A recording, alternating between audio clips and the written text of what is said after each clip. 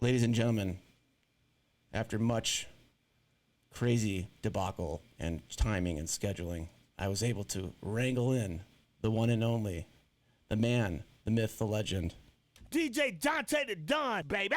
Yeah. He's here in the flesh. That We was got him. great. We got him. Don, thanks for coming in, man. We got it. We got it. We did it. That was great, Bob. Thanks. That made my night. How's it Thanks. going? Thanks for being flexible, man. I'm really I apologize. Yeah, you're the man for making time to make this work. Thank you. Well, I appreciate you actually thinking about doing it instead of just pushing it away to week 11. But here we are. I was actually kind of somewhat sad because I had a few things that I did want to talk about this week, and I'm glad we're doing this. So by the time everyone sees this, we'll be ready to go. So let's want to fire right into the recap. So let me check out the first week's scores. Let's go ahead and, this week's scores. Spider. Week 6. Spider got me. I couldn't do it. Hall came in and just was a little short as Scotty sent me the touchdown, potential touchdown footage. I didn't even see that. I turned the game off because I was nervous. He beat me by 5. Another win for the Bomber. He's 6-0 and I'm 1-5.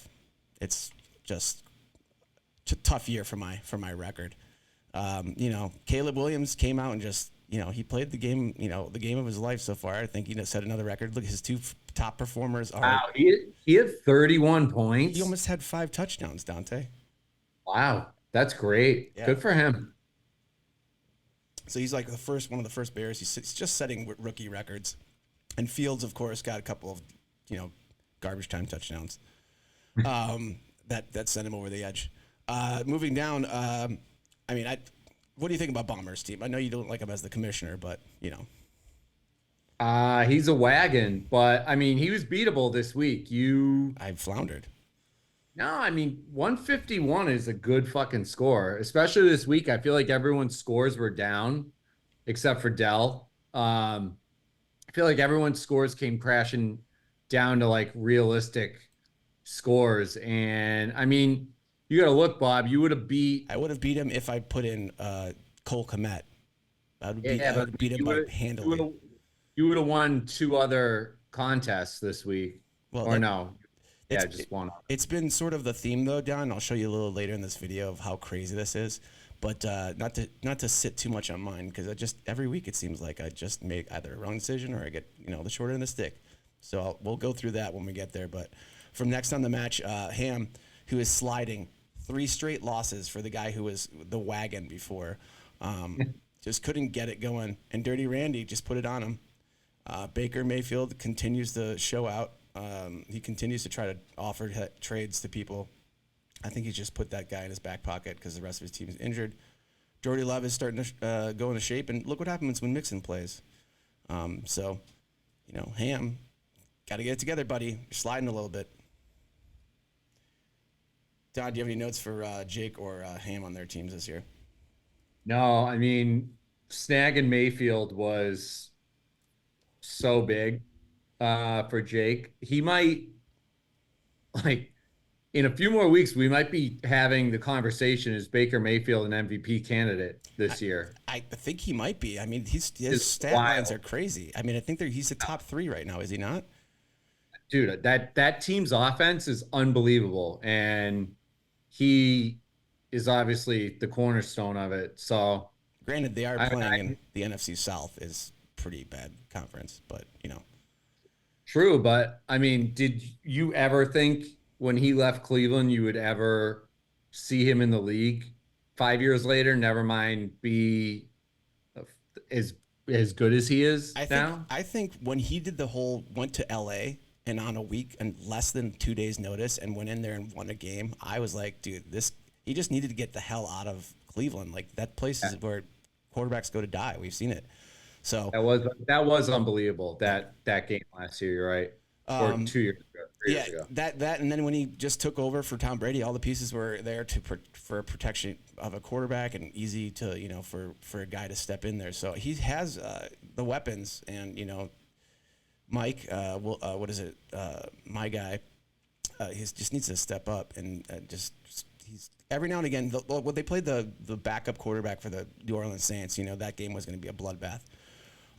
Let's move down to your game. Smug Little Bitch continues to roll. He's actually now, I believe, in the lead for points scored. I have to double check on that, but that's Godwin right there. That's a Baker Mayfield guy right there. So, Yep. he's a solid guy. And then you kind of got there with Joe at the end, but yeah, 137. And Nino was the only one I think scored less than you. Yeah, so I would have beaten you two guys, and also Ham Boars. Yeah, I would have beaten Ham, you, and Nino. So, but Smug Little Bitch, man, he's got that. He got the team rolling with his five running back bench. He's 5-1. He looks like he's poised to take the top spot after Bomber finally loses this year. I'll give Dell this credit. What you were just complaining about, your bench putting up huge points, you not starting the right guys. Yeah. Dell every week seems to start the right guys, and he doesn't leave points on his bench. He rotates guys in that fucking go off. So credit to Dell. He's very good at doing that. He's a matchup manager. He's a very very skilled manager of fantasy football. So Dell, tip of the cap to you, my friend. There you are. Moving along here, and actually, just a quick note, Don. I don't know if you're going to need to figure out if you get somebody else to help you out there, maybe a trade, because you can't be relying on the Bengals there, because they're what are they 1-5? Dude, what a disaster. So yeah, I was high on them coming into the year, obviously, drafting Burrow and Chase. I think I drafted Chase like first round, if I remember correctly. Yeah, I think he was your number one pick. Yeah, I mean, he went off 2 weeks ago. They showed signs, but I said it in our group chat. I mean, them losing Mixon has been a huge blow to that offense. Also, it just looks like Burrow isn't 100% back from that injury. Like, he doesn't look like old Joe Burrow yet. And not saying that he never will again, but it's taking a lot longer than I think everyone expected. What are they throwing, like 35, 40 times a game? So, I mean, they have to. They're always playing catch-up, so he doesn't get a chance to even, rest. Good point. Swinging down to the childhood friends matchup, Eastside Joe and the Nino. Wow. Well, this is great because I have a note for Joe at the end. Joe wins. I believe this might tie his or get right close to his highest score of the year.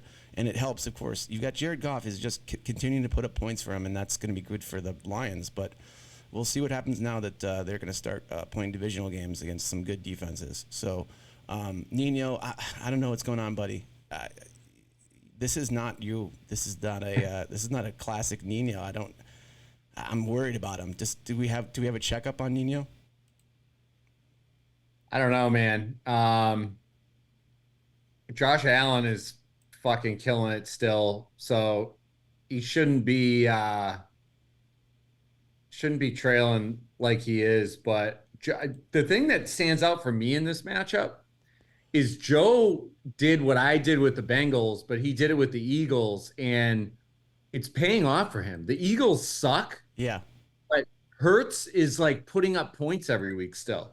Yeah, and then he finally got Brown back too. So I think Brown was injured for what, 3 weeks? So I mean, Joe's bench is still pretty banged up. But I've seen him make a couple of small moves, but nothing like picking up a guy. I picked up Tank Bigsby. And he was not even like for $2, and no one else seemed to even look at that. And he's going to be the starter this week, and so now I'm trying to figure out what I want to do with that. But again, Nino's just not getting the production he needs from his guys. He got Garrett Wilson to get a couple scores. We'll see what happens now that Devontae Adams is coming in there. That might hurt him a little bit, and that sucks. But c'est la vie, as they say. Moving down to the final matchup. Oh, go ahead. Speaking of Devontae, when did Jake pick him up? He drafted him, I believe. Did he? He's just been sitting on him, wasting away in Vegas, waiting for him to reunite with Aaron. On week 1 of the recap, he literally said he's not worried about Devontae because he's going to be traded here soon. So he knew that going forward, which is smart because, Jake is a very, able-minded fantasy manager. He thinks ahead. And he's one, again, that's faced a ton of injuries and setbacks that he's always been able to somehow overcome. So the guy always does. The guy, He always rides out the rough patches and he makes adjustments and he's somehow there in the end. well, as Scotty said last week, he's got guys who are going to be the contributors in week 10, 11, 12, and that time, which is the important time because all you need to do is get to the playoffs. So hopefully he can start turning around and get there because it's going to be interesting to see once we get kind of closer to that. The final matchup, Keith K-Man, La Flama Blanca, and Tony B from Lackawanna. Tony, God, man, you're so inconsistent. I just, 1 week you're loving it, and the next week you're drunk in New York and yelling, and I don't know. It's just a whirlwind for you. But Keith, without his guys in Arizona, because Kyler Murray is actually a top 10 rated quarterback, but what's his other? He got injured. I think he was on your list of the top those guys in that team who scored the least amount of points ever. So that's crazy. But he had McLaurin come in and Walker started setting up and Pollard came in. But when you have Josh Downs and Chuba Hubbard as your top guys, Tony, it's going to be tough to win games. Are we surprised at how good Washington is this year? Are they the biggest surprise of the year, or are we not surprised? I think a little bit just because, you got a rookie quarterback. But if you looked at last year, I had, what was his name, for a few weeks subbing in, and he was crushing it. I forget, what was his name, the backup last year that came in? Anyway, but I picked him up, and he was getting like 25, 27, 30 points as a backup, and he's not. I don't think he's in the league anymore. Maybe not. Maybe he's a third string, but that just shows you the offense that they're running there is pretty solid too. I think their defense is going to be the issue. So, wrapping on that, I wanted to jump over and show you something, Don, about what I was laughing about to myself earlier. If you go to the standings here, and you go to points for, this is why I continue to be so impressed with Joe. Joe Malik is by far the worst performing team in the league. He has 826 points for. And he's 3-3? No, he's 4-2? 4-2. Wow. 4-2 with 826 points, Joe. That's outrageous. You got 9. You got almost 100 more points than him, and you're 1-5. Yeah, I also have 954 points against, which comes out to around 160 a week. So the only person you're talking to. Yeah. So obviously the guys with less points are top, but they are also putting up a ton of points. So they have a lot of point spreads here. Ham is gonna. It's not good for me because those two guys, if they keep losing games and they have a lot of points, it's gonna hurt me. So we'll see. There's a lot of points right here in the middle of the pack. So I've said for years now, I think this matchup shit is the dumbest thing ever. It's all about luck, who you're playing that week. I think we should figure out a way to revolutionize fantasy with scoring based on points. Maybe we do the top 5 teams that week get a win, and the bottom 5 teams get a loss. With like the point system where it's you get a win for a matchup and then a win for high score points. It's like the top 5 get a point, an extra point. Something like that, because that's at what you just showed me is fucking ridiculous. Joe 4-2 with 826 points. That's crazy to me. But hey, if it keeps going, it keeps working for him. But again, at the end of the day, if he's the last spot he has to hope that he gets a better record than 5 other guys, or well, actually, I should say, right? He needs to be not in the 6th spot because he'll get bounced by pretty much everybody. Probably will, right? Everybody else. What, we're almost halfway through, or we are halfway through. Halfway through. So if Joe continues, and so someone's got to beat Joe out to be in the 6th spot. So that's just how it is. But the lowest, I think that's the rule. Whoever's in the 6th spot, even if you have the most points, if there's anyone that more points than you, you're out. Don, moving forward, do you want to see next week's matchups? We'll do a quick preview. I think it's interesting when we go start now, as you mentioned, we're halfway through. We're going to go to week 7. I got Eastside, who's a projected 125. We'll see if he changes anything. You and Dirty Randy, you got a nice little deadlock right there. We'll see if you guys put in changes. Wow, this is good. Nice little projections here are really, really tight. Nino and Ham, that'd be a nice little thing. Hopefully Ham can get it back on track, but I also kind of want to see Nino get a win. Keith, I'd like you to upset Smug Little Bitch, for his name is alone just upsetting me. And Tony, do something, all right? Talk to your guys. You're the VP, for Christ's sake, all right? Another fucking cakewalk for Bomber. Jeez. And he's starting Aaron Rodgers, which is even crazier to me. So we'll see what happens here. There's the matchups I had. That's crazy, man. Again, to your point, I think it's cool that we have matchups because there's shit talking between the teams and it's fun. But at the same time, yeah, I think what we did to move to the points, that's helped a little bit. But maybe make it the bottom 2 spots.